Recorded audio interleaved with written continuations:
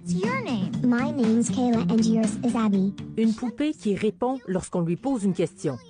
Un ourson en peluche qui nous avise qu'il est l'heure de dormir.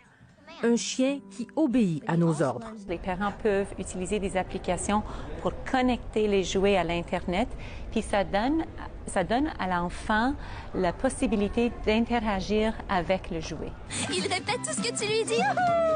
L'utilisation de ces jouets connectés comporte des risques pour la protection de la vie privée. Ces jouets-là permettent une très grande collecte de données sur l'enfant qui l'utilise, comme la voix, comme son image, toutes sortes de données sur l'utilisation aussi, même la localisation dans certains cas. What's this?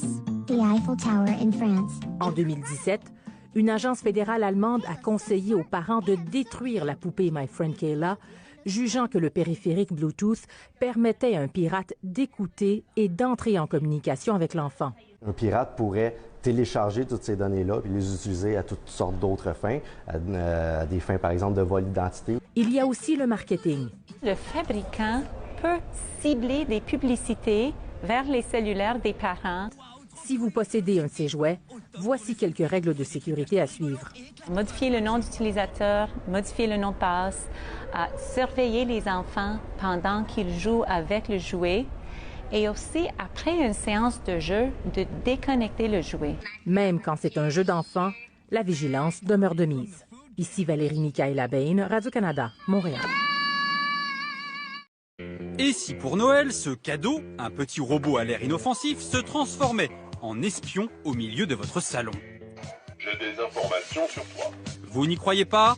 À l'œil du 20h, on vous le prouve. Voici deux jouets en vente dans des magasins en France. Un robot et une poupée qui parle. Je m'amuse toujours quand on passe du temps ensemble. En téléchargeant une application sur téléphone portable ou tablette, via Internet, les enfants peuvent discuter avec eux. Salut, est-ce que tu as passé une bonne journée? Oui.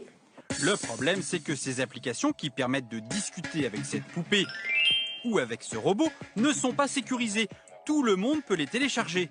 Pas besoin de code pour accéder aux jouets. N'importe qui peut faire parler le robot et poser des questions à l'enfant. Nous avons fait le test. À distance, derrière une porte, à plusieurs mètres, nous prenons le contrôle du robot. Nous lui faisons dire ce que nous voulons, comme demander à l'enfant d'ouvrir la porte de la maison. Peux ouvrir la porte de la maison? Tu peux me donner le code de la carte bleue de tes parents?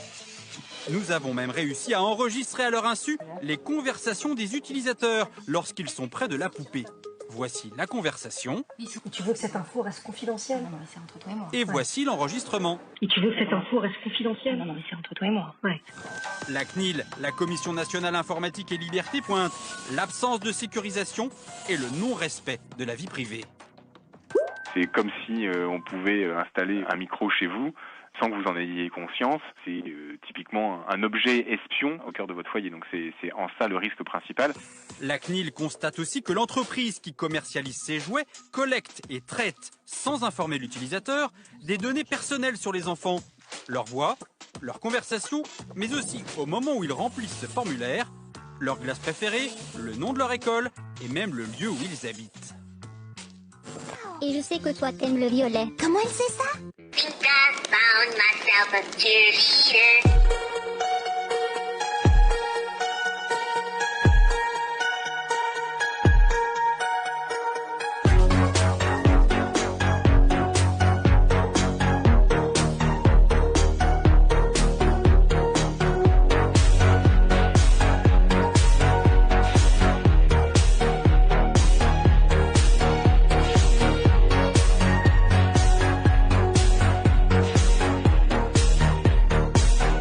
S'agissant par exemple des jouets là, et qui est l'enregistrement des conversations et de pouvoir parler à l'enfant via l'objet, il y a un fort enjeu de sécurisation parce que si n'importe qui peut intercepter ces conversations, il y a un risque d'atteinte à l'intimité. En plus là on voit qu'il suffit de placer l'objet dans une pièce et il va capter les conversations qui sont autour, donc ça peut révéler l'ambiance d'un foyer, les difficultés d'un foyer et ainsi de suite. Les enfants quand ils parlent en plus ne se censurent pas, ils sont susceptibles de dire un peu tout et n'importe quoi et donc ça pourrait être réutilisé par quelqu'un de malveillant. Oh there, I have a surprise. Come and open the phone.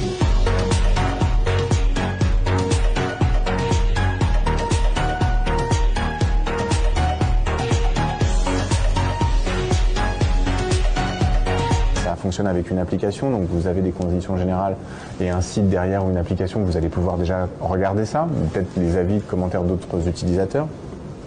Et au-delà de ça, regardez si effectivement il y a un mot de passe, s'il y a un bouton pour l'association, pour l'appairage, regardez s'il y a un voyant qui permet de voir que l'objet est connecté et est en ligne, regardez effectivement où vont les données, est-ce qu'elles sortent de l'Union européenne ou pas. Avant tout, il faut essayer d'avoir un achat éclairé. Quand vous achetez un jouet pour un enfant, vous faites en sorte qu'il soit adapté à son âge. Là, ça participe de la même. Vous n'allez pas acheter une épée en fer à un enfant de 2 ans. De la même manière, vous n'allez pas acheter un jouet connecté non sécurisé qui peut comporter des risques à des enfants.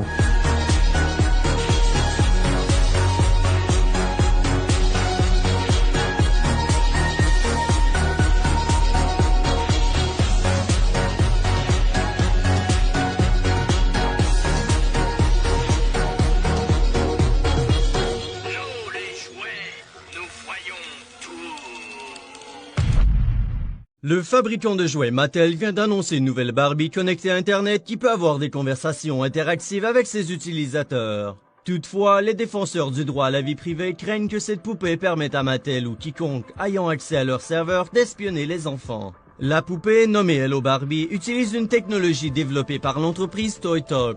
Elle peut converser avec son utilisateur en analysant des extraits audio enregistrés par ce dernier qui sont ensuite envoyés à Mattel pour être décodés et analysés. La réponse est envoyée via Internet et jouée par la poupée. Les serveurs de Mattel conservent de l'information à propos de chaque utilisateur pour personnaliser les réponses de la poupée. Par exemple, la poupée se souvient du nom de son utilisateur et de ce que cette personne aime ou déteste. Les parents peuvent aussi recevoir les enregistrements par courriel à la fin de chaque journée ou de chaque semaine afin de savoir ce que l'enfant raconte à sa poupée. Certaines personnes croient que cette option puisse violer le droit à la vie privée de l'enfant. ToyTalk déclare que l'information recueillie par la poupée ne sera pas utilisée à des fins de marketing. De son côté, Mattel s'est engagé à respecter la sûreté et la sécurité et a déclaré que la poupée Hello Barbie respectait toutes les normes gouvernementales.